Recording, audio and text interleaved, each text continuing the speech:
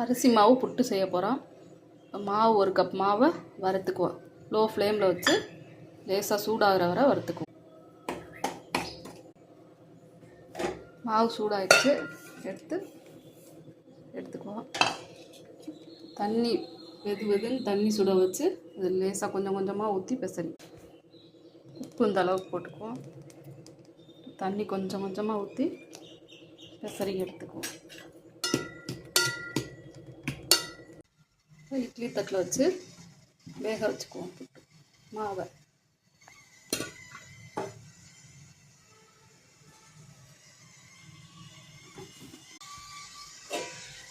புட்டு வேகட்டும். புட்டு வெந்துருச்சு, எடுத்துக்குவோம். தேங்காய் பூவும் சர்க்கரையும் போட்டு கலந்துக்கலாம். அரிசி மாவு புட்டு ரெடி.